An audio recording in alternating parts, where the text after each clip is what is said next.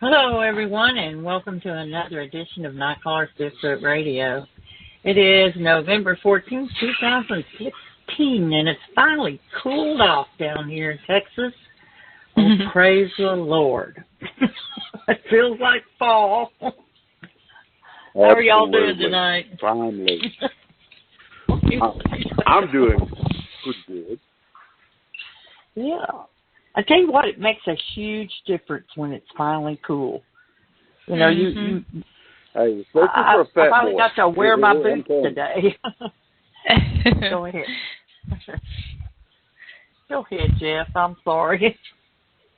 Well, I'm just saying it feels real good for a fat boy. I'm going to tell you what, I feel like getting outside and doing things, you know, that when it's 116 degrees in the shade, I'm going to tell you the truth. This old fat fella right here just like stays in the house, kicks up the air conditioning, gets on, starts. That's when my books get the most writing done on them. You know, right now I'm not going to do a whole lot of writing. You know, I'm going to be out. This is when I get out and I investigate and all the reports that I've gotten throughout the most of the summertime. Now's when I'll go to those people's property and start actually looking into stuff, because I'm going to tell you something. At 100 plus degrees, I mean, it's just, there's so much that can go wrong if you go by yourself. And not only that, but 100 plus humidity on top of it. You know, it's not just 100 degrees, it's 100% humidity. Exactly. Your weather's not much different than mine, you know. Yeah. Yeah, I mean, we live within spitting distance of each other, so I mean, you know, Nacogdoches ain't that far from Shelby County, so you know, we're right there. We both get that Gulf moisture.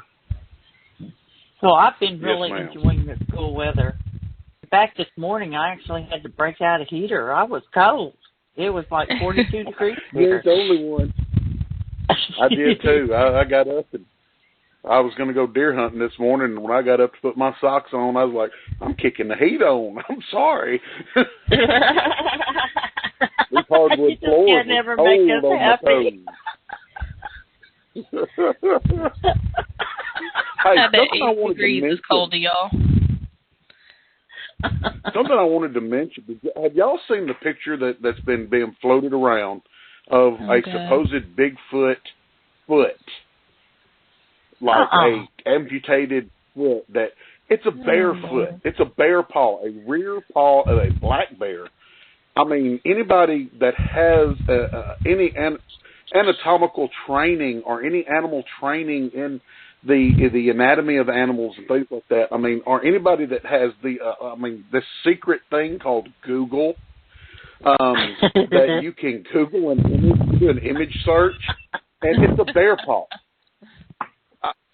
Every bone in it, the tarsal, the metatarsal, all of that match a bear. The toes are missing. You can tell where they've been cut off to make it look more human-like in appearance. Oh, God. Those are the phalanx cut off. All of these things. But this photo, and I mean, everybody's going nuts sharing this thing, saying, oh, it's a Bigfoot. And this guy, I mean, I don't know who he is, but he goes by the name John Wayne in the Bigfoot world. And he, like, got really ugly with me, and I'm just, like, being nice, like, pointing out what bones were what, and in a barefoot, you know, and this, that, and the other, and how they connect, and he's like, you're just trying to say it's not one because you don't believe. I said, do you know who I am when you say I don't believe? I said, no, I don't believe in Bigfoot. I know. I've been face to face. But when you're throwing up things that every veterinarian in the world is looking at saying that's a bear's foot, every person that's ever skinned a bear, you know, that hunts bears, that skinned one, is looking at it going, it's a bear's foot. That's why these people are nuts and crazy and we can't believe them, is because they're saying that all of these things that are obviously not pertaining to Bigfoot or Bigfoot. And I said, you know what, dude? Do me a favor. Get you a DNA sample of that and have it tested. You go ahead and pay Todd Dissatel or somebody else, you know, several $100s to test it for you and see what they tell you. Well, we already know that they're going to say it's bear because they're lying. And I'm like, you're nuttier than a fruitcake. I got to go, buddy. I got to go. You know, I hope you and Elvis and the aliens have a good supper with Bigfoot, but, you know, y'all eat peanut butter and jelly sandwiches, jump off the roof. I mean, I don't care, but leave us rational thinking people alone. But, yeah, I just wondered if y'all would. Hey, Ricky, are you with us? You're probably muted. Ricky. Yeah, he's here, I think. Ricky, are you with us? Hit the mute button, dude. No, I think he's still muted, like, on his phone. Oh. Yeah, that's what I'm saying. I spend half of every show talking some really good stuff on mute. Don't do it. We're so professional. Don't you just love it? Yeah, I really do, because the professional crap is boring. I've done that route, man. That was boring. This is fun. Oh, we've had people say, y'all need to be more professional. Quit talking so much at the beginning of the show. All this kind of stuff. You know what? I say we've got a lot of listeners, and if one person doesn't like our show, y'all can go somewhere else. That's the way I feel about it. There's a lot of shows out there. And I mean, I'll put it like this. We got a lot of people. We got a good recipe that a lot of people like, so we're going to leave it alone. Go ahead, Jeff. Yeah, I mean, you know, we got a lot of people that like the way we do things. You guys, even way back before I came along, you know, back whenever I was just being interviewed by you guys, I mean, everybody liked the way you did it. So if you have one or two that don't, I'm sorry that there's a few people that don't. I apologize to those people that we're doing something that they don't like. But just take a line from an old Star Trek movie there, you know, the needs of the many outweigh the needs of the few. Yeah. So, I mean, we're always open to suggestions. We're always open to suggestions. You know, if y'all want to message us a comment, you know, like, oh, hey, can y'all do like a Bigfoot in history show? You know, some of us are new and we don't know. Or, hey, can y'all offer more tips for Bigfooters? You know, or, hey, the audio tonight, could y'all crank up Lauren's sound and decrease whoever's sound? You know, something like that. That's fine. Message it to us. But posting really nasty comments on our YouTube page makes you look like an ass, honestly, and it's not really helping us very much because we are doing our best to correct the audio. So we're working on it, and honestly, this is a free live show. We are live right now, sitting at our dining room tables. We don't make you pay for this. You know, we don't go back and edit out all the awkward pauses and prank calls and stuff like other people do. We are live, and we are trying to do our very best we can for everybody. So, you know, just cut us some slack here. That's all I'm asking. We will continue to put on the best show we can because we love you, all of you. Anyone who is listening, we appreciate that you listen to us, and we really do want to put on a good show for you. But we're not scripted and cut and paste, so, you know, cut us some slack. I also want to say this, and I'm going to let Jeff talk for a second. I just want to say there are a lot of people out there that have given a lot of positive input on this show, that love this show, and we love y'all. We thank you. We do this for you. We're here for you, and so don't think that we don't appreciate you, because we really do. Go ahead, Jeff. What you got to say? All I was going to say is, you know, we got a lot of really good fans. I mean, I can't stress enough that those that are loyal and really good fans, even new fans, even people that have just started listening in the past few weeks, whatever, we love everyone. We really do. The ones that leave the nasty comments, I'm not a hard person to find. I'm a really, really, really big guy. And I'm the kind of guy that looks forward to fighting a grizzly bear with a toothpick. Okay? So if any of those people just can't stand what's going on in our show, and they can't stand it so bad that just turning it off is not enough, look me up, find me, whatever. I'll accommodate. whoever. I mean, we can do it like Roman style in an arena with swords and tigers. I don't care. Or we can do it in the dirt road. I mean, it doesn't matter. I mean, I would love to. I'd love to shake their hand and buy them a cold drink, but at the same time, if they want to be a horse's rear end, I can make them have to go find a new set of store-bought teeth tomorrow, too. So, I'm just a nice guy. I don't like people offending the women that are my friends and stuff. I don't go for that. That's not cool.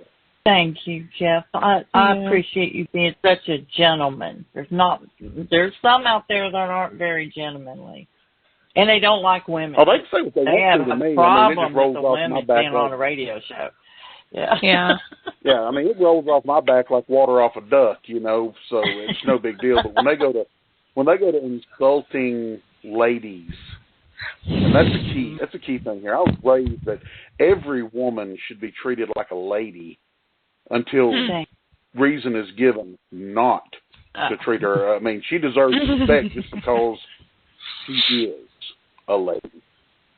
And so these people that want to make crack comments or anything like that, you can make a criticism without being rude, without being insulting, and without being a horse's rear end.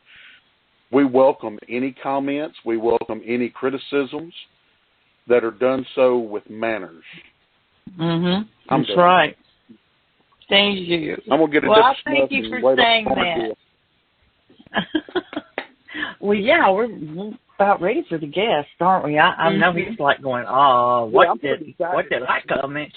Okay, we just had to get that out of the way. Mr. Tomlinson, I'm sorry about that. Lauren, you want to read that bio, and we're going to go ahead and bring Adam Tomlinson of the Shadow Man on. Okay. All right. Night Callers Bigfoot Radio presents Adam Tomlinson of the Shadow Man. Adam Tomlinson studied political science and archaeology, which included a 6-week dig in Cyprus, at Wilfrid Laurier University in Waterloo, Canada. Law, as well as rowing at the University of British Columbia in Vancouver. Then script writing at Humber College in Toronto. Apparently he is a career academic. Writing led to stand-up comedy, then acting where he played various villains on the SyFy's hidden camera series, Scare Tactics. Adam Tomlinson wrote and produced the feature narrative film The Shadow Man, which is based on real-world shadow people, a topic he has studied extensively, focusing on any line of inquiry, often scientific, that might help us understand the inexplicable phenomenon. I will be putting his website in the chat as well so that everyone can check it out. And, so let's bring him on. I'm ready to talk to him. He is on there. Hello. Welcome, Adam. It's great to be back. Thank you. Welcome, man. That was really interesting listening to you talk about the bear paw, because when I did that archaeology dig, we would actually joke about stuff like that. Like dig up a piece of mandible that was clearly from a wolf or something and just tell everyone that it's human, when it obviously that human would have to have the oddest shaped head in the history of humanity. And just to think that something like that could have, and we were like a bunch of 20-year-old undergraduates. We didn't know, and it was obvious, which is just kind of funny that just the amount of misinformation that's out there when it comes to these type of topics, and just the lengths people will go to, I don't know, just to get attention, I suppose. Yes. Well, here's the kind of a thing with that. One of the guys that had got talked to a taxidermist, and this taxidermist told him that was not a bear paw, that was looked more like a human foot. And I'm going, well, hold on just a minute. I'm an amateur taxidermist myself. I mount a lot of deer heads and stuff. I very seldom get any bones in doing taxidermy work. I get skin, and that skin is stretched over a styrofoam molded form. Therefore, I'm going, a taxidermist probably doesn't know a whole lot about the bone structure of a bear's hind foot. Right. Yeah, sort of like how a leather coat maker probably doesn't know a lot about bones. Well, exactly. But, I mean, you've got Google. This is what gets me about people. You've got Google. You can do an image search on Google. You can go look at a bear's foot.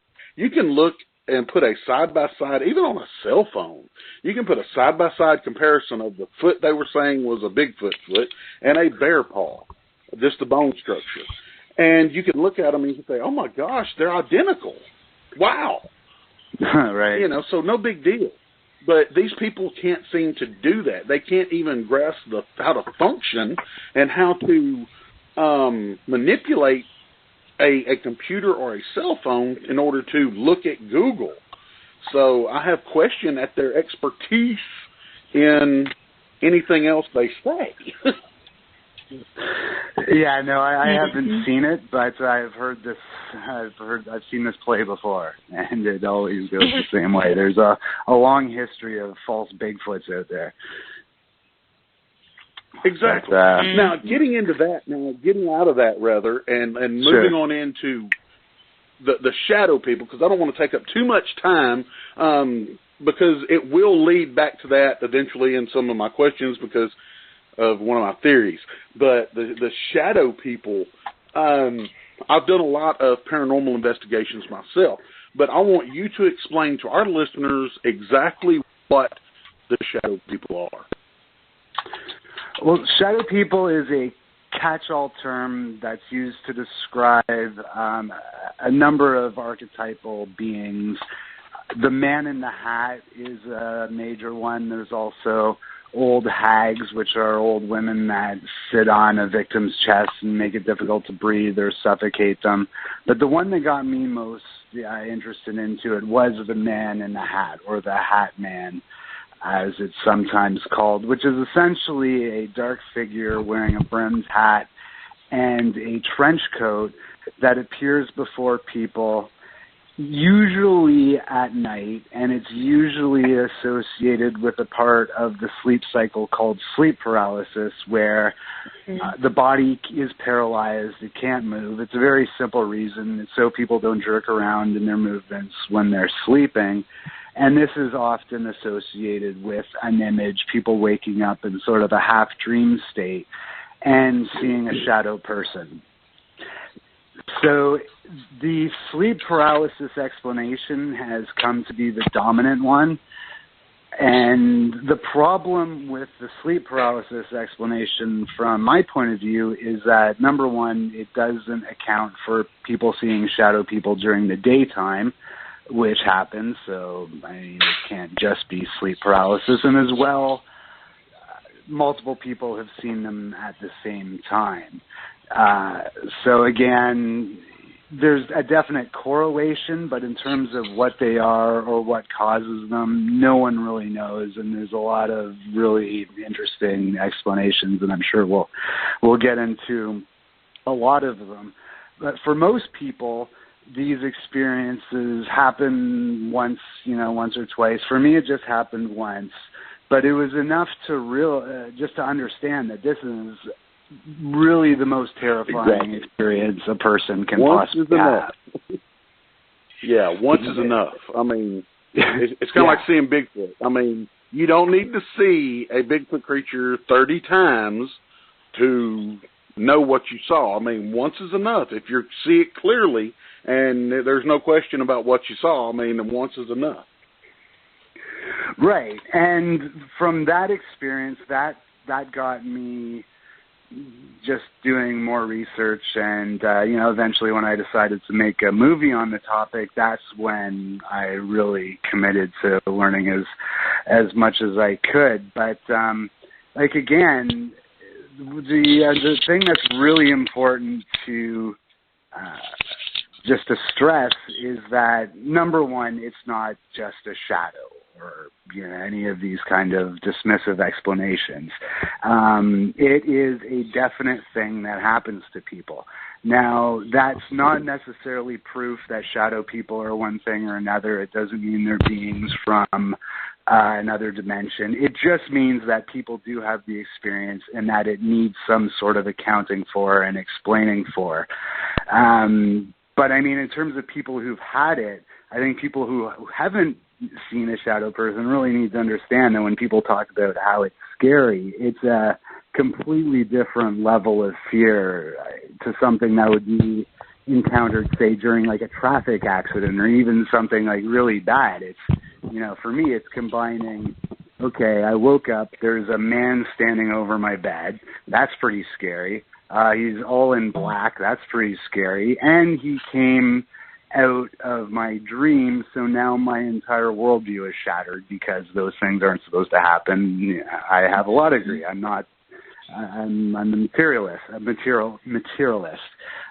a materialist. But, and, yeah, it's just all those things happening at once, and it's just awful. So when people have this happening all the time, like day and night, I just can't imagine how awful that is. And once I started to learn more about what it does to people, what these experiences does, and how it impacts their lives, that's when I decided, okay, that's what the movie is going to be about. It's about someone who's seen the shadow people to the point where it ruins everything. It ruins relationships, careers, and, you know, just the basic foundation of sanity that we all have.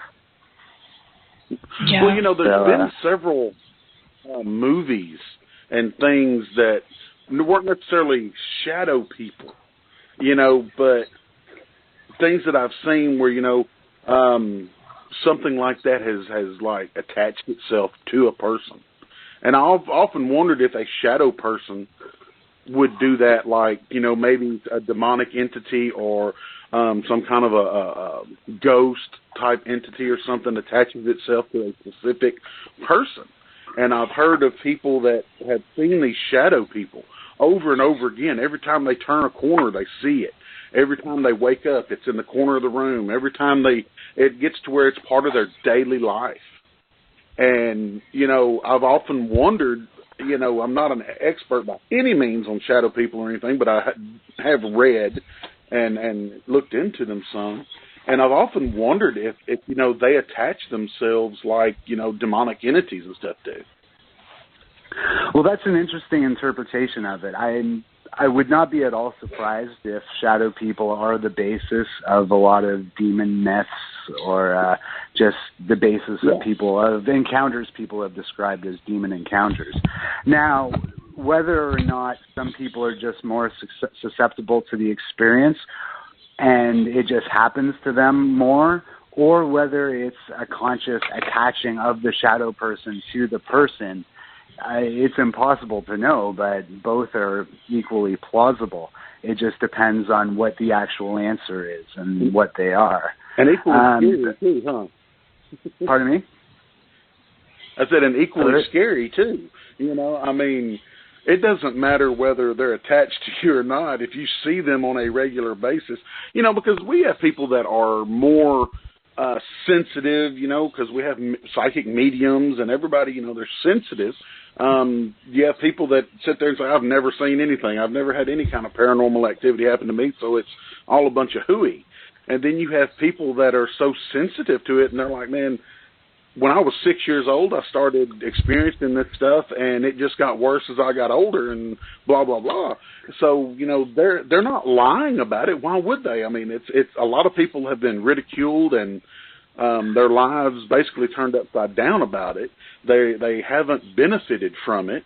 And so, you know, you got to say, why would these people be lying about seeing these shadow creatures and shadow people and shadow whatever? Because I've even heard of, like, animal-type shadow creatures. Right. Dogs, cats, things like that people have seen animals that were. And it even brought me to some of my research into Bigfoot, where a lot of people have gotten into where Bigfoot disappears and is invisible and, you know, a dark shape in the forest, and it was Bigfoot standing there, and all of a sudden it just disappeared. And there's all kinds of theories abounding out there. I'm not going into theirs, but one of mine has always been that, you know, maybe I'm not saying these people didn't see what they saw, but maybe there's a different explanation for it than they saw a Bigfoot that disappeared. you know, they could have seen a shadow person or a shadow creature that was there and then disappeared. So that's kind of been some of my research that's similar to what you're talking about. Not the same, but just similar. Well, I think it could be the same. It could be the same mental mechanism that makes people susceptible to seeing shadow people, could make them susceptible to seeing, Bigfoot or sprites or any of these other things. And to me, it seems more likely that there's just one thing we don't get that explains everything than there are all these different things and we don't understand any of them. You know, because it just seems to me that if Bigfoot was as simple as just, a cryptozoological phenomenon where it's just another type of mammal, it's more likely we would have found something than if it's related to either whether it's, very powerful hallucinations or whether or not they live in some sort of parallel either dimension or universe, which this is getting really out there, but these are, the theories that are out there, and they're going to survive until someone comes up with an answer. But, there's a lot of those. I just saying there's a lot of those theories out there, and I really don't. Here's the way I look at it. I don't subscribe to any of the Bigfoot is a trans-dimensional, interdimensional, quad-dimensional, whatever dimensional creature, because it's kind of like, to me, until we prove they exist, saying that they can do things and possess powers and abilities that nothing else in existence possesses, would be kind of like when the first cars, maybe the Model A car, when it was invented and Henry Ford was producing them, the guy sitting behind the wheel of that could not say, man, one day this thing's going to go 160 miles an hour. It's going to travel at the speed of sound or blah, blah, blah, or whatever. He would have been thought crazy, but they had to take the correct step. Even though now we know those cars and we have things that can go hundreds and hundreds of miles an hour. I think land speed record is just off the chart now.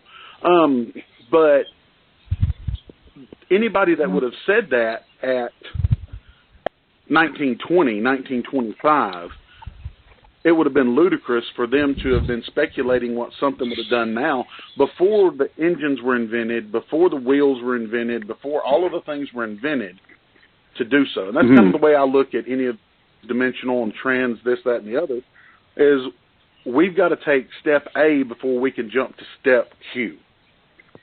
Yeah. So to speak. No, and that's the problem with most of these explanations. In fact, I would almost say all of them. I don't know if you ever watched the show South Park, but there's one episode that has actually worked its way into like economics and stuff like that, and it's the underwear gnomes. And the underwear gnomes fallacy is first step underwear, third step profit.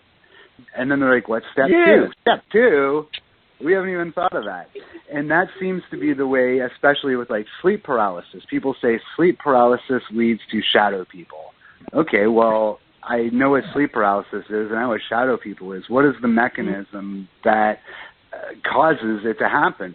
Because sleep paralysis is really just a very base level brain activity where the signal is cut off from the body.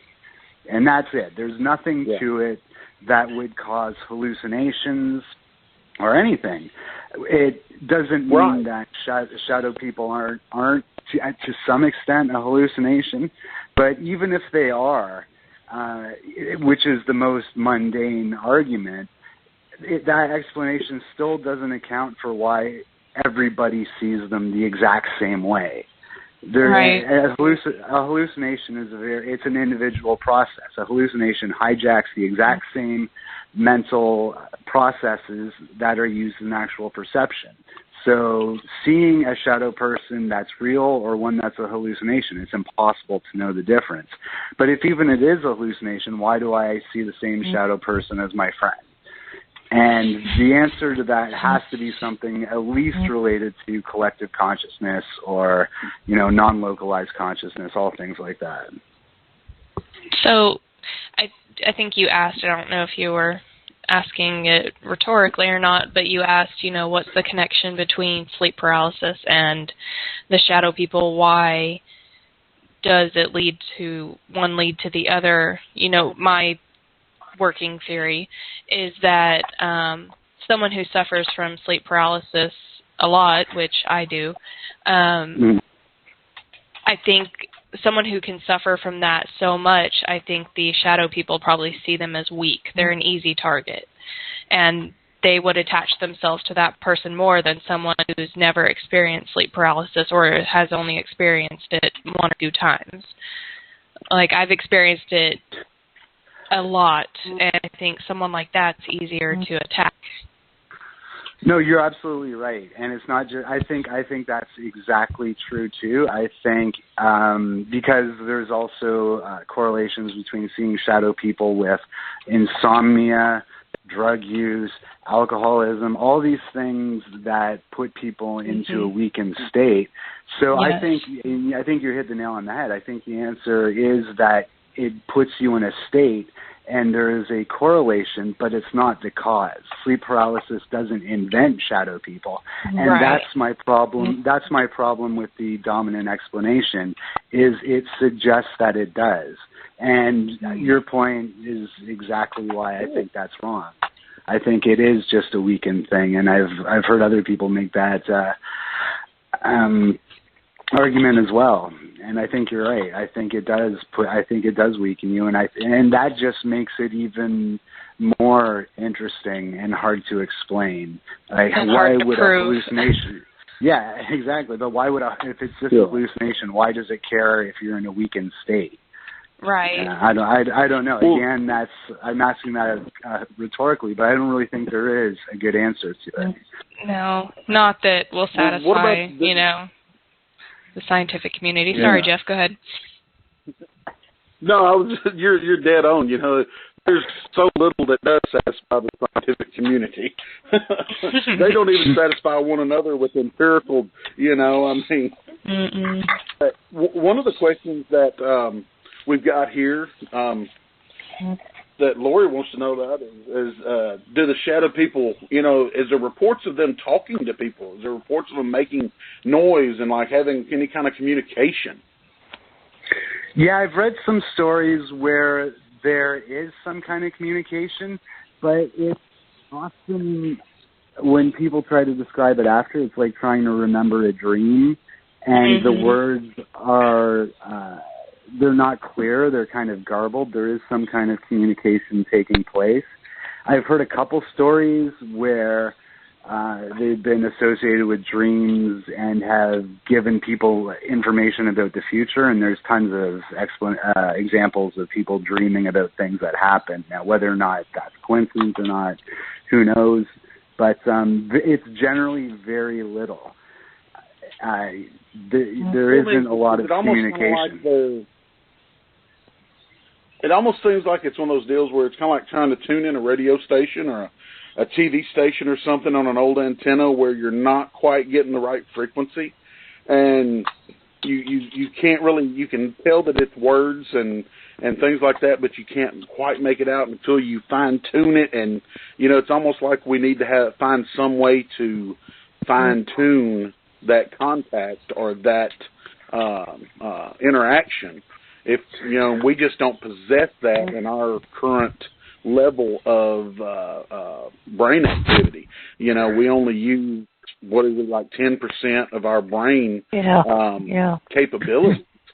So maybe, one of these hundreds of years, thousands of years, whatever from now, if we don't blow ourselves up or something before then, maybe we will reach a level where we're using enough of our brain to understand what's being said and understand what's being seen.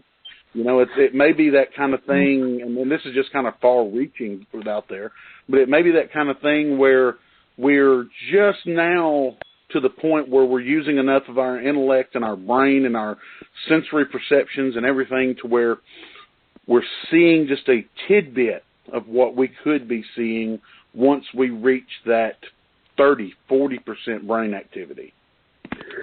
Well, I think it's really interesting that you use the radio analogy, because it's one of my favorite analogies for using the one theory of parallel universes that actually does make sense. And it's the idea that parallel universes aren't somewhere else. They're all around us, much in the same way that all the radio stations are all around us. But we can only tune into one at the same time. And shadow people are a result of another universe close by us trying to bleed in like another radio station. So I think there's a lot to that idea that it's just a matter of the frequency we're on. And that once we do hone that frequency, we will better understand. We'll either be only in our universe or maybe in theirs. I mean, again, this is getting into more the science fiction, which will be coming in later movies if we get that far. But no, I think that's the frequency angle. I think is a promising one. And in terms of us using more of our brain to be able to see them, I think you're on the right track with that too. But I think a lot of that capability isn't from us improving our brains or developing or adapting or evolving even more. I think it's actually a question of there being more electromagnetic interference in the atmosphere. Yeah. From, the cell phones, look around you. I'm sure there's a dozen things emitting electromagnetic energy, and no one has a clue what the impact of that is going to be. We are exposed to. I don't remember. Yeah, well, I don't remember the exact number. That's so weird because that goes right along with some of my research that I'm doing in the Bigfoot field is the use of bioelectrical emissions. Things like certain other animals like platypuses and sharks and different animals, they can detect the bioelectrical field. And one of my theories has always been that maybe Bigfoot creatures can not only detect the bioelectrical field, but can manipulate it somehow, either by infrasound or some other naturally occurring phenomena. It doesn't have to be anything alien or anything like that. It can be something that they're just capable of doing. So it kind of goes along with that. Like you're saying, there's so much going on with the electromagnetic field that every living thing puts off. Also, everything we use today, every mechanical thing that we use, like you said, cell phones, televisions, we're bombarding the atmosphere with microwave transmissions, with radio transmissions, with satellite transmissions, with just a plethora of electronic transmissions of varying frequencies and varying powers. I mean, some radio stations now have millions upon millions upon millions of tens of millions of watts of power.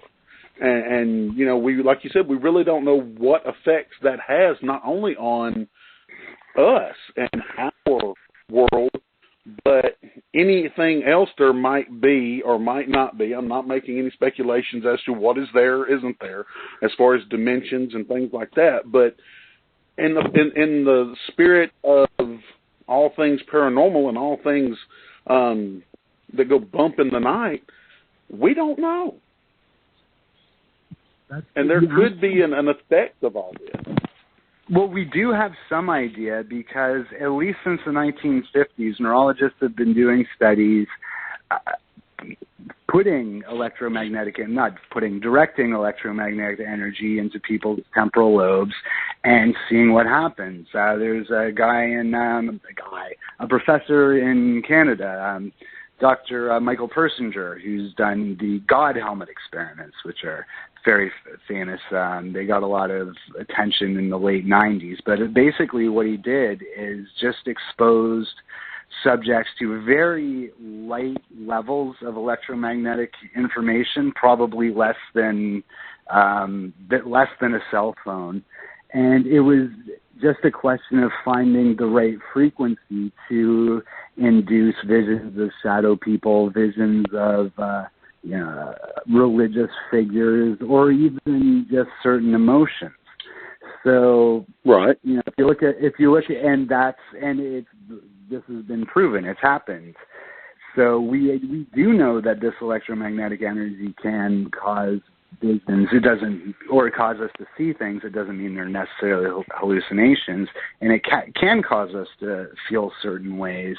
It's just a question of the frequency, and like you said, there's so many frequencies out there. It's just it's a numbers game that one of them eventually is going to be the one that causes something terrifying or allows someone to see something terrifying. But yeah, if it's true that our brains do use the environment more than we think in terms of being attached to each other and the world around us, then polluting that environment, who knows what can happen. I mean, depression wasn't a big thing until the mid-90s. Now everybody has it.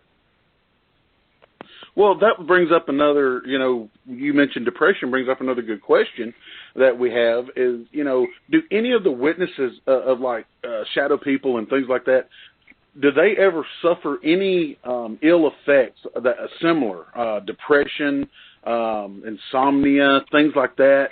Because just like with UFO abductees, it's been found that most of them suffered a lot of the same illnesses, from depression, insomnia, like I mentioned. Some of them even have the same cancer, different levels of diseases and things like that. Do we find any of that with encounters with shadow people? Well, the most interesting conversation I've had with someone about this confirms that, yes, that's true. But I was sitting at a coffee shop.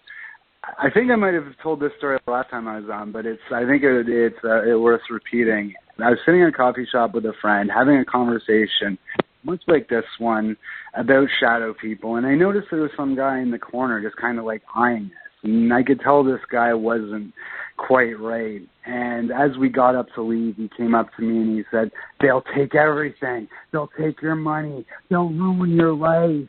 And I just looked at him.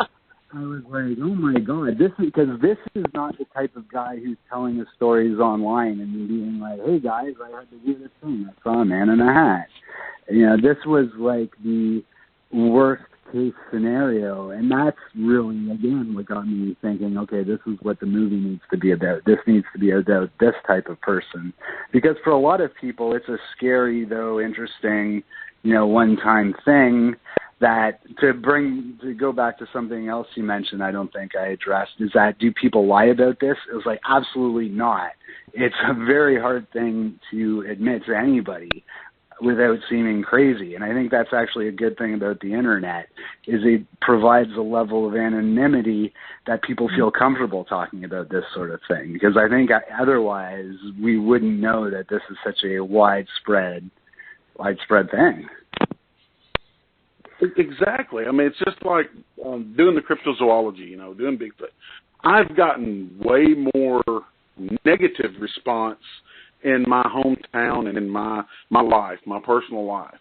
I meet people on the street all the time, and they'll point their finger and they're like, "Hey, you seen Bigfoot lately?" And, all that kind of stuff. And I mean, I didn't want to subject my family and myself to this ridicule, but I mean, I really saw what I saw. I experienced what I experienced, and so I told that. And yes, I have just shrugged it all off and kind of formed it into, something better, because we do have a really good, strong community in the paranormal world. Thank God for them. We have a lot of people that are willing at least to listen to us. I mean, even if they don't fully believe us, they're willing to listen and say, "Hey, I know that this guy ain't all crazy, you know. So it's got to be with these people the same thing. I mean, they're not saying this because they love getting ridiculed and they love getting made fun of. They're saying it because it really happened. One way or another, it really happened. Whether it is psychosomatic, whether it's, you know, a hallucination, whether it's whatever it is, because, you know, we can't 100% say what it is or isn't yet. Hopefully we will before long. But, you know, these people really experienced what they experienced, or they wouldn't be putting themselves through the ridicule. Yeah, I think the problem is when people have an experience and then say, I had the experience, it's proof that the phenomenon exists, rather than it's proof that I had the experience.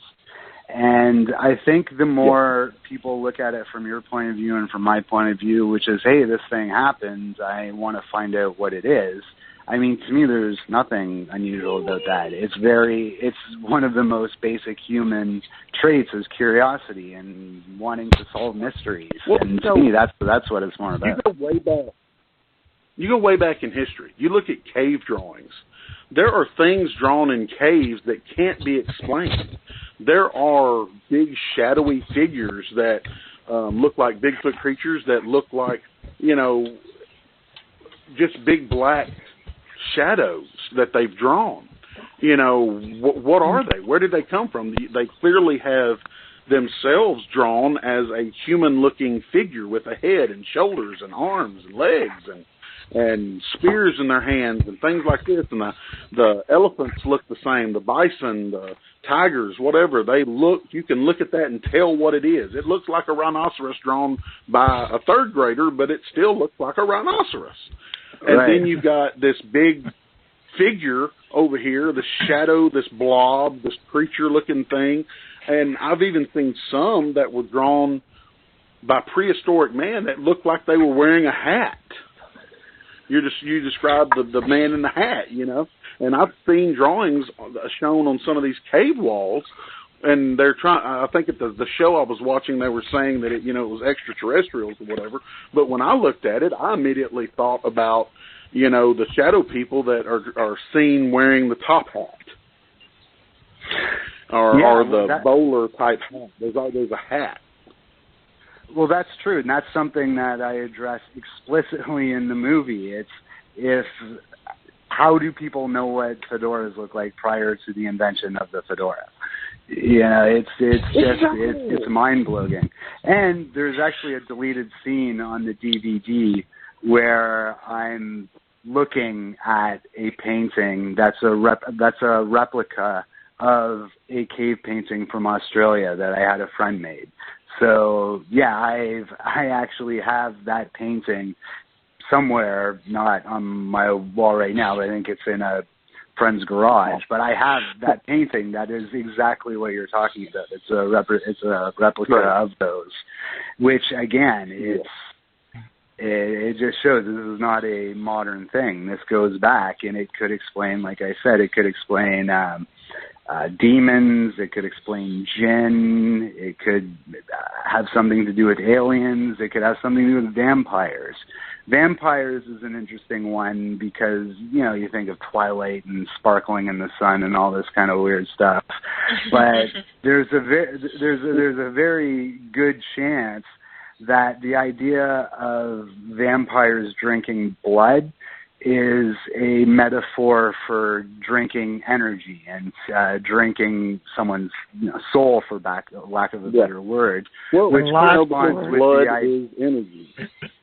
Yeah, and it just corresponds with the idea that shadow people feed on negative energy, and if that's true, I'm going to get you to hold up right there. We've got to take our intermission. I want you to keep that train of thought.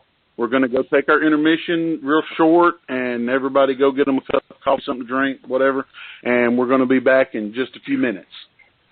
Okay. Yeah, sounds good. All right, welcome back, everybody, and this is Night Caller's Bigfoot, and whatever radio you want to get, because we don't just delve into Bigfoot, we delve into everything.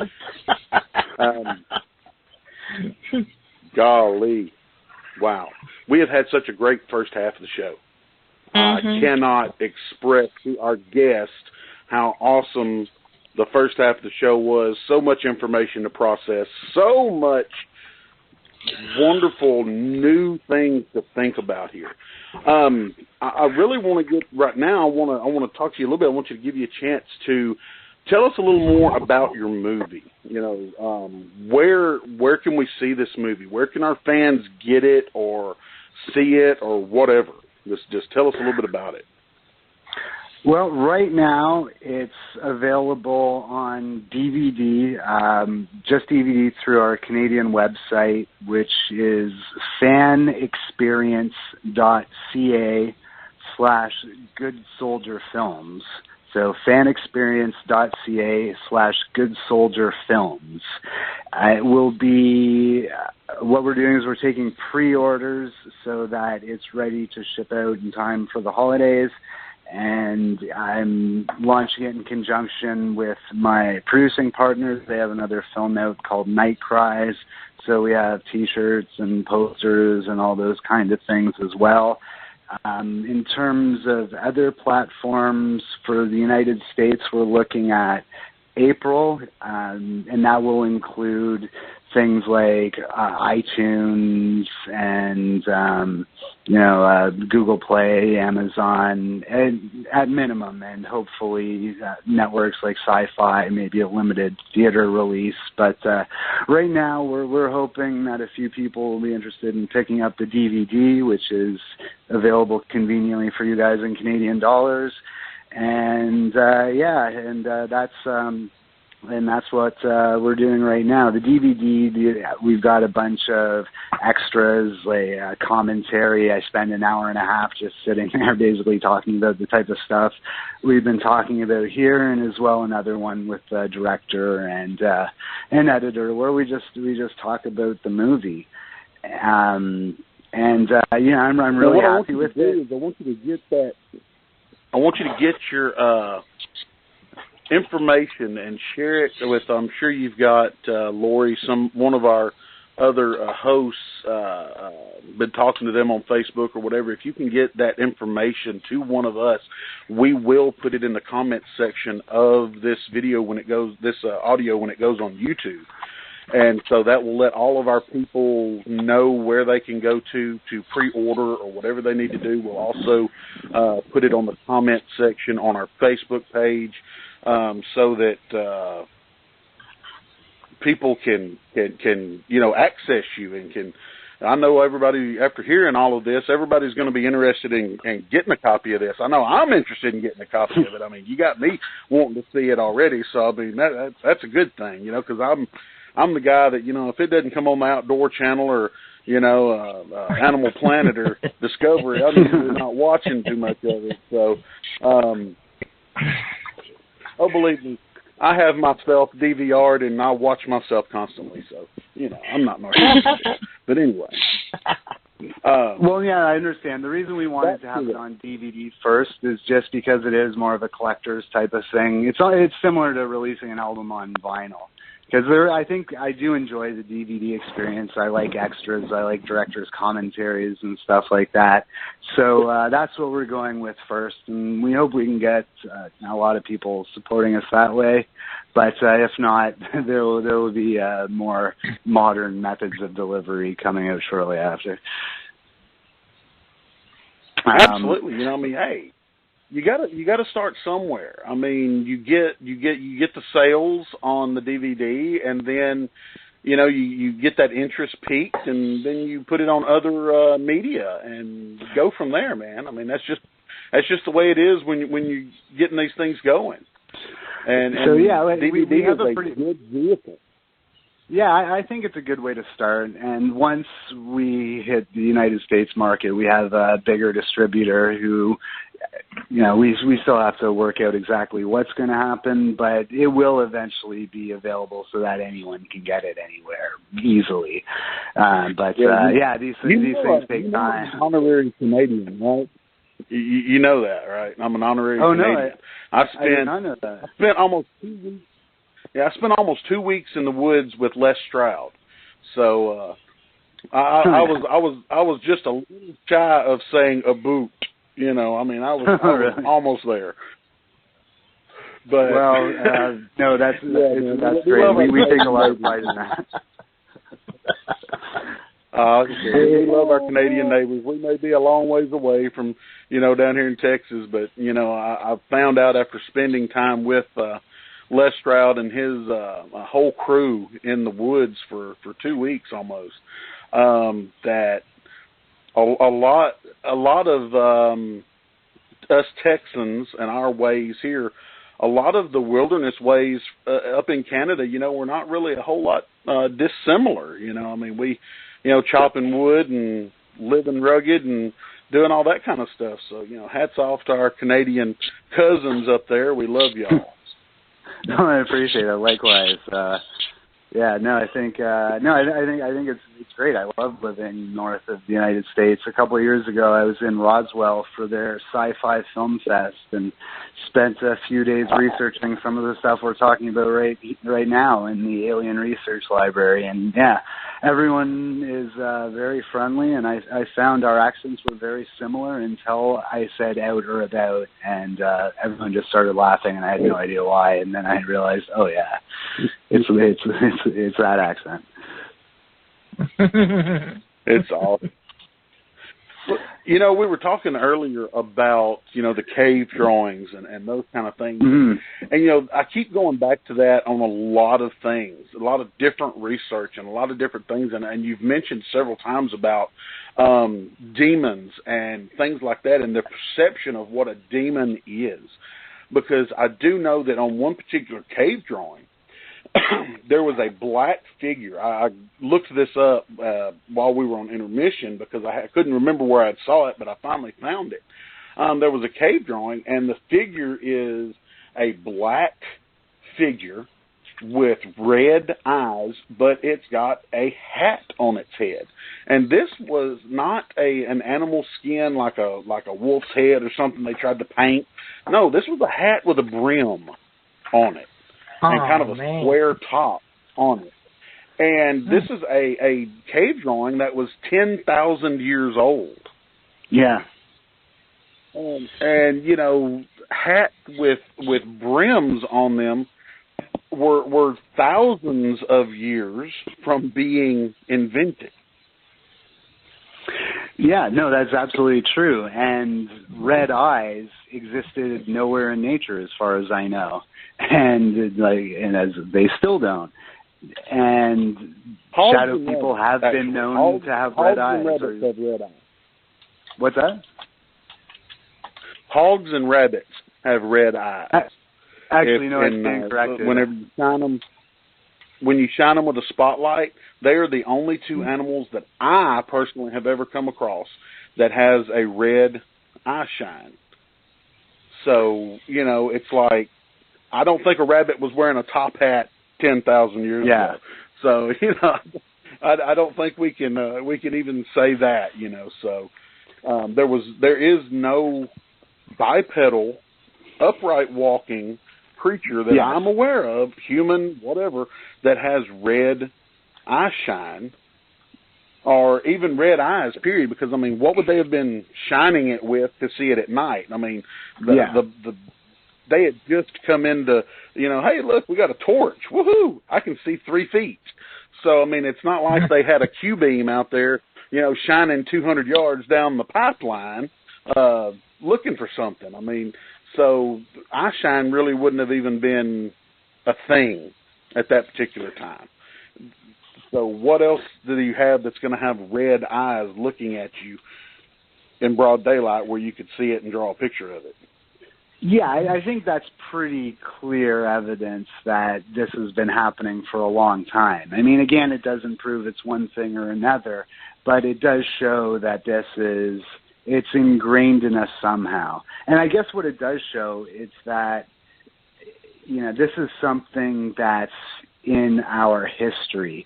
I mean, if you think of certain nightmares that it seems that everybody has, everybody seems to have wolf nightmares. Like, I had horrible wolf nightmares when I was a child. And it makes sense that someone might have a wolf nightmare from an evolutionary point of view, because you could say, oh, that's just practice. You know, they're practicing while they're sleeping for escaping a wolf in real life, which is, okay, fine, whether that's true or not. It would suggest that if that's true, then does this shadow person exist some far back in our evolutionary history that we've remembered, and, you know, just kind of bring back in the same way, you know, children living in urban environments have nightmares about wolves. It just seems to be, it just goes way back somewhere very deeply, which just enhances the mystery to me. It doesn't necessarily help explain what's happening, but it does give us more information and understanding it, certainly. Right, you know, and it's kind of one of those things, talking about dreams, you know, we all have that dream, pretty much everybody has, where you're running from something and you cannot get away from it. Or you're falling and you wake up, like right before you hit the ground, you wake up. And, you know, where does that come from? You know, if it's something that came from thousands of years ago that has been some kind of a message, well, how did it get passed down to me? I didn't sit around a campfire with my ancestors telling me stories of falling or being chased and not getting away. I'm sure no one else sat around the campfire with their ancestors telling them about getting chased by wolves and things like that, you know. So if we are receiving information in our DNA, you know, it's just a memory that's just born into our being. Well, then, even if you say the shadow people are, nobody's really seeing that today. Okay, well, when did our ancestors see it? Because in order for it to be passed on to us through our DNA or our subconscious or whatever, it had to have happened at some point. Yeah, no, absolutely. So, I mean, there's two ways that could happen. It's either in the environment, it's information that's stored in the electromagnetic field, or it is a genetic thing. I mean, if you look at junk DNA, it's basically the same as dark matter. It's basically science's way of saying we don't know. It could be anything. But that's not really how our bodies work. We don't have a lot of junk. Everything has a purpose. So there is DNA we don't know what it does, and there is also more evidence that natural selection isn't just natural selection with random mutations, and, you know, the positive mutations people pass on, the mutation, and the negative ones they don't. And they're finding now that if someone's grandfather was an alcoholic, that will affect the grandson or the granddaughter. It will affect their genes. So they're more flexible and malleable than we think. So, yeah, that could include memories. There's really, you know, no reason I can think of that, well, there are reasons, but it's not as outrageous as it might have sounded even 5 years ago to suggest that kind of thing. Exactly, and we're learning so much more every day. You know, scientists are learning so much more about our DNA and how it affects us, not only with our physical traits and our subconscious and how things, you know, affect us. And it's a really, you know, if you look at where we've come in such a short period of time, you know, just take from the 1960s until now in terms of understanding our own inherited traits, DNA, all of these things. I mean, 1960s, they didn't know a darn thing about DNA. I mean, all they knew is it was there, you know. Yeah, you got the right DNA, you'll have muscles and a big chest and blah, blah, blah. You got the wrong DNA, you're going to be skinny and weak and all these things. Well, that's about all they knew then. Now we know how it affects our intelligence, how it affects our disease-fighting abilities, how it affects, like you said, our susceptibility to being an alcoholic or being a drug addict or any of those things. You know, we understand a little bit more now, and that's only in, you know, the past 40, 50 years that we come to understand that. And in the scope of existence and the scope of the age, I mean, just from when Homo sapiens, when modern man came onto the scene, and it doesn't matter whether you believe, I'm not talking about anybody's belief system, whether you believe, you know, in creationism or whether you believe in evolution. I'm not even going there. I'm just saying the few thousand years that man that we know of today has been in existence. The past 40 or 50 years, we have made the largest step ever in the history of understanding how the human, the being, our entire being is affected by DNA. Yeah, it's pretty amazing. If you just look back on when they mapped the human genome, it seems like forever ago, but it wasn't. It was fairly recently, and now we've gone from being able to, you know, map someone's genes for $1 billion. Now you can send a hair follicle away to a company that'll tell you how much Neanderthal you have in you. It's just unbelievable. You know, that goes to some of our research that we've done in the Bigfoot field is some of the DNA that we've gotten, some of the samples, they say, you know, well, that's 100% human DNA, so it couldn't have been a Bigfoot. But then whenever you break it down and you test the markers in it for prehistoric DNA, where you or I may have a 0.0004% Neanderthal DNA or Heidelbergensis or whatever DNA in us, some of these samples had like a 4%, 5%. Some of the samples, we even had one that had 14% prehistoric DNA in it. And you think about this. How much different would that person look, act, and think with a 14% Neanderthal DNA? Actually, it was Heidelbergensis DNA. How much different they would look and act if they had that in them instead of, you know, 0.004%. Right. That's a good question. It would be a lot. So, yeah, I mean, it would be similar to a person versus a chimpanzee, which is, I think, you know, 3 or 4%. So, I mean, if you're thinking of it that way, that would definitely explain something that is not traditionally what we would regard as human. I mean, you can argue about the percentages and what constitutes what, but yeah, I mean, I could definitely see how that would be not normal. And I guess it really just depends on having a large enough database to compare. Yeah, and I mean, here I am. I mean, I don't claim to be a scientist or anything by any means. I mean, I'm an animal guy, you know. I'm an animal expert that people get on the show, you know. But my deal is, when we're talking about shadow people and we're talking about the visions of the people see them, they don't see them. They're not just dreaming about them; they're seeing them. So, you know, maybe some of the things passed down in our subconscious and our DNA and things like that. That can be explained, us seeing that in our dream and while we're asleep, in a sleep state, when our subconscious really has a chance to open up and kind of come to life, so to speak. But when you're seeing this while you're wide awake, you know, wake up in the morning at 7:30 in the morning and boom, there's a shadow person in your room.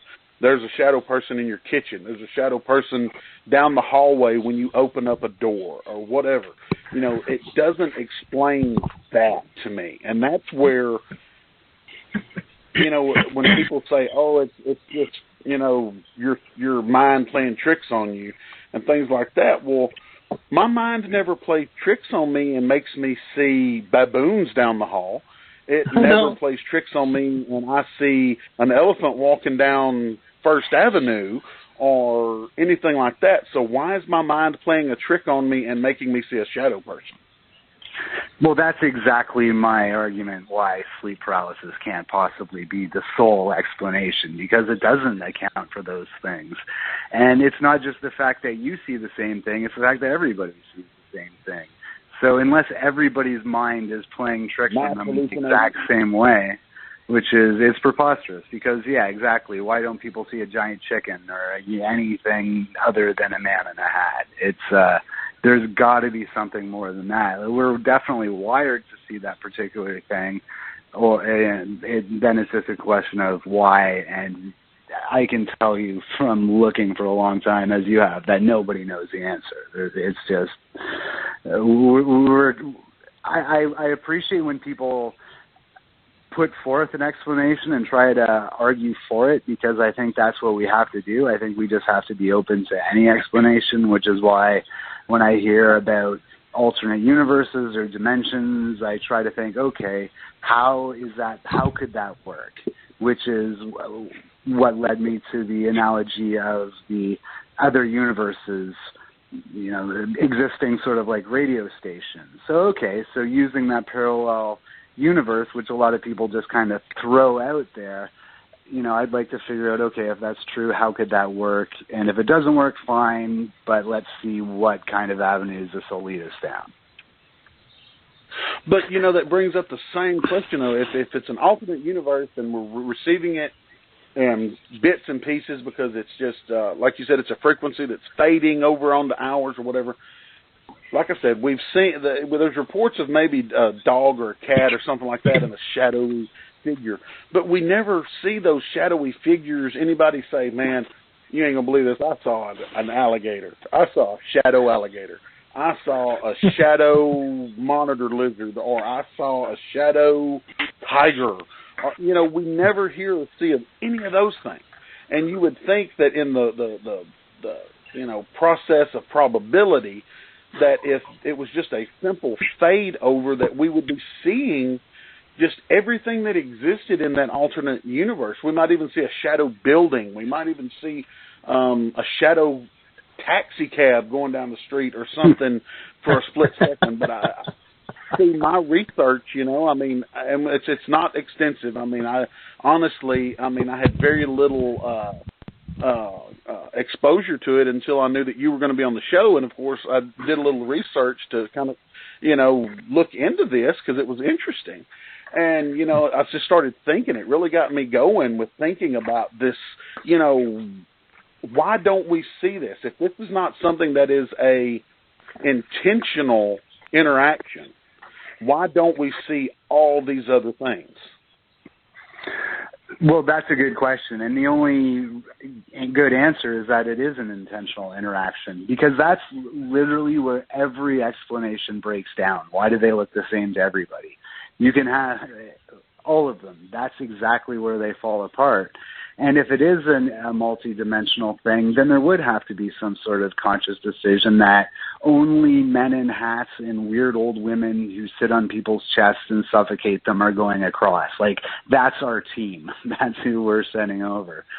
And which doesn't make a lot of sense.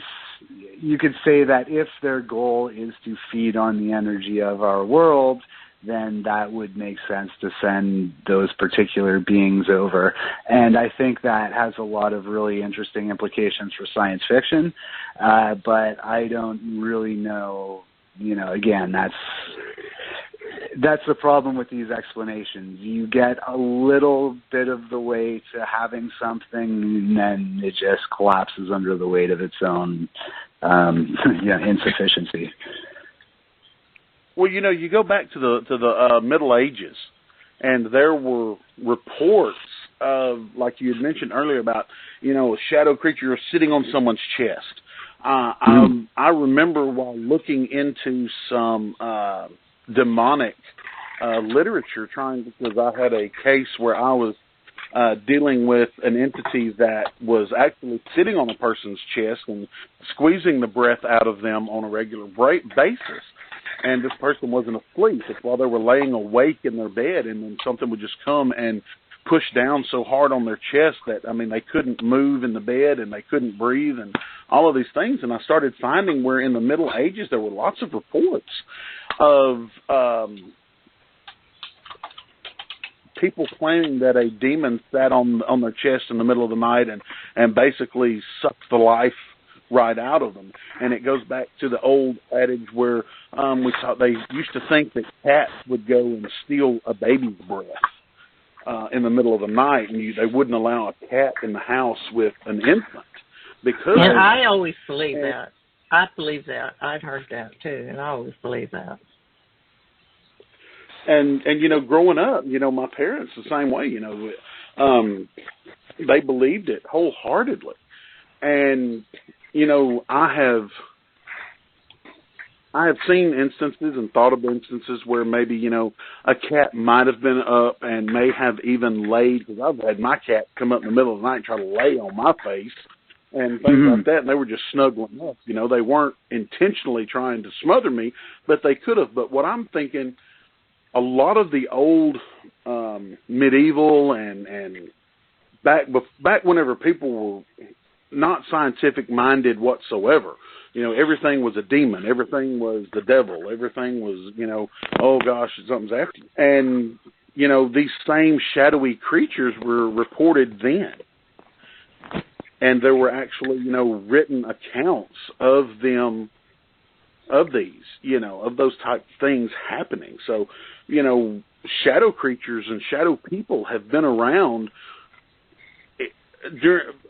when the first communications, like I said, the cave drawings, and then later, you know, in the Middle Ages, whenever writing had just started being used a lot to keep records, the clergy, and, you know, there were very few people that kept records, but, you know, the clergy often kept these records, and these people went to the clergy seeking help because that's who they went to. There weren't psychiatrists. There weren't anything like that they could get help from, so they went to the clergy. And the clergy would write them down. And there were these accounts of shadow figures, but they were all called demons back then. Yeah, it's I read an article recently about this that was trying to make the case that this was sleep paralysis. I don't think the article succeeded, but it did provide a tremendous amount of background just in terms of how so many cultures have this exact same weird idiosyncratic thing where it's someone sitting on their chest. Like, again, it's just so specific and consistent that there's just has to be something to it. What I did learn also researching this, in Eastern Canada at least, and maybe other places, it's called the old hag. So that's just what, to me, I just call it. But there has been times when people have tried to hag someone, like using hag as a verb, as in summoning them. And different places have different legends about what you have to do. It's very, old-timey witchy stuff, like put a clove of garlic under their pillow or something like that. But there was a definite idea that you could hag someone, and then there was defenses to hagging and all these kind of things. So it's, not only is it something that was recognized as existing, but it was, so much part of the world that they actually had ways of dealing with it and just like accepting it was real to the point of, having techniques for dealing with it. Well, what do you think? One thing that really I started thinking about, everything throughout history that was evil wore a black cloak of some kind. Dracula, black cloak. Witches dressed in black, black gowns, black garb, black hat, black everything, demons, black, and Satan in movies and in literature and everything. Whenever you see the devil, he's in black. And that would, to me, the Grim Reaper in a long black cloak, To me, that has some sort of a semblance. Where did we ever get that from? when people sat down and started writing about these things back, some of them hundreds of years ago, they had to get that idea from somewhere. They didn't have video games. They didn't have the internet. They didn't have TV. There weren't already thousands and thousands of books out there for them to read to be influenced by when they first started writing these tales. When Bram Stoker started writing and things like that, and he started describing, Dracula and what Dracula was wearing and what he looked like and the long flowing robes and things that he had on and stuff like that, and the dark coloration and blah, blah, blah. To me, all of that descriptive, what I want to say here, the description of them had to, I think, in my personal belief, they had a basis in maybe even like you said, the shadow people. Does that seem reasonable? Well, yeah, and I think the smoking gun is the hat. That it's consistently been the same type of hat. And for the movie, we ended up using an Australian cowboy hat. It turned out that fedora, which is how I've been describing it, didn't really look quite right. It is more of a wider brim than that kind of thing. But again, descriptions vary. Some people say it looks like a cowboy. Some people say it's more like a man in a trench coat. So, but I mean, they're all so similar that, yeah. And did everyone who's had this experience independently invent the brimmed hat? I mean, it's kind of ridiculous. I have heard explanations. Getting back to Michael Persinger, one of his goals was try to explain near-death experiences, where people would say, well, in the example of a Christian, they'd have a near-death experience and see Christ. And his explanation for that is that we have a social perception of what Christ looks like. Everybody knows, so that, when people see Jesus at the end of their life, that it's just sort of manifesting that image. But the same isn't true for shadow people or old hags. It's not something that everybody knows about. So, you're right, that the explanation that it's just, something that's based on something we saw, which, I hear in people talking about alien experiences too, because everyone knows what the alien kind of thing looks like. So it makes, the big eyes, the typical gray. It makes sense that plausibly that it's something our brain constructed from, experiences, things we've seen. But yeah, again, it just, that explanation doesn't fly at all with the man in the hat. And another interesting thing that I wanted to mention just before, while I remember it, is that a lot, and by a lot, I mean half of the accounts I've read, maybe a third, but an incredible amount have involved people's dogs just going crazy when the experience is about to happen. It's overwhelming. It almost got to a point where I thought that shadow people are beings that haunt dogs, and we see them too. And it's always the same story. It's Rover is such a nice dog. He never barks. He never does anything. But then he starts going crazy. 5 minutes later, I see a shadow person. So I don't know. But that could go along with the frequency thing. That could go right hand in hand with the frequency, because dogs hear a lot different frequencies, higher frequencies than we as human beings can hear with our ears. So if, the whole frequency thing played in, your dog would go crazy, because if that frequency, a really high frequency, was trying to bleed in over our existing frequency, your dog would go nuts. Right. So, so I thought that was, because you mentioned the cats, and it's kind of funny. I've never heard an example of a shadow dog, but I have heard about shadow cats. And there's a few other animals that seem to come up on a fairly regular basis as well. What am I trying to think of? It's not squirrels. It's a fairly mundane animal, but it's just one that seems to come up more than it should if you're thinking of just a normal distribution of animals you might see. So there is some kind of connection or something that we can learn from just studying how animals respond to this kind of thing too. And I think you could be right. It could have something to do with them just picking up on frequencies or, and look how dogs, there's been studies on how dogs know that their owners are coming home when their owners are around the corner, and there's no possible way that they could see or they could hear or anything. They just know. It's sort of the same way that we know if someone's staring at us.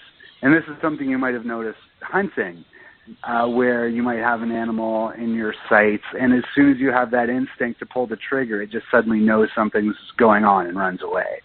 Because they know you're looking at them, just like we know when people are looking. So, I think all feel it. One of the things I was wanting to ask you about here is on the trailer for your movie. It shows a woman being attacked. Was this just something that was creative liberty, or was it based on any true account that you had been told, or was it based on cumulative accounts, or exactly how did that scene come about?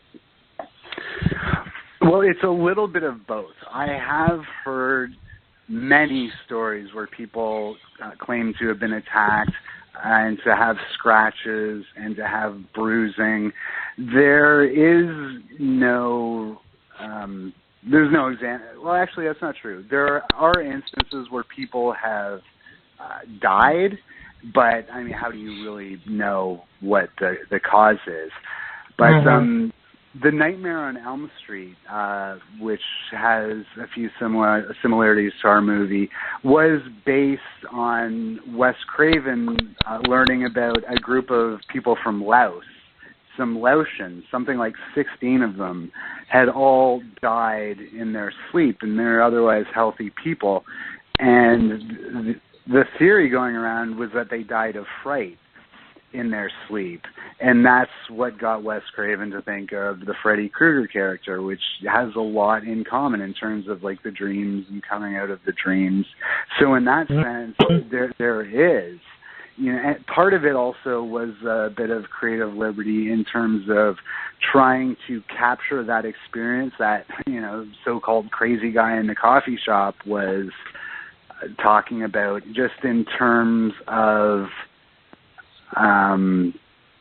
like just taking everything. And there's definitely been people who've committed suicide to escape just the constant haunting. So in terms of, has a shadow person ever necessarily just like shown up and stabbed someone? I don't think there is any evidence of that, but I don't think it's too far off the mark in terms of the ultimate consequences that can happen of being just constantly haunted by a shadow person. They take everything. Adam, you've been a wonderful guest. Absolutely wonderful guest. But we have completely run out of time. Okay. I just thought I'd let us go before they shut us off. Absolutely. Go ahead, Jeff. Enjoyed it. Well, I thought I had a great time. I thought this was a great conversation. Yes, it was. I didn't even want to interrupt because you guys are really hitting on some I couldn't have even kept up. I really couldn't. I was just fascinated. And I thank you so much for coming on. Jeff, I thank you so much for stepping up to the plate and saving me and everything. He was fantastic. I had a blast.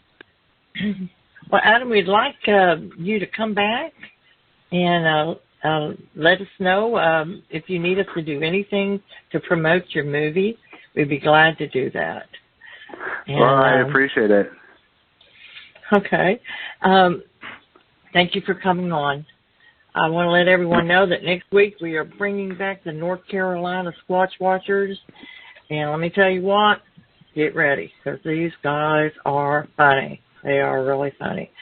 So I guess we'll say goodnight before we run out. They shut us off here. So, good night, everybody. Send me a friend request, Adam, on Facebook. Oh, I will for sure. That way we can send you guys that information talking right away. Yeah, no, I look forward to it. Yeah, definitely. Well, good night, everybody. Good night. Good night. All right.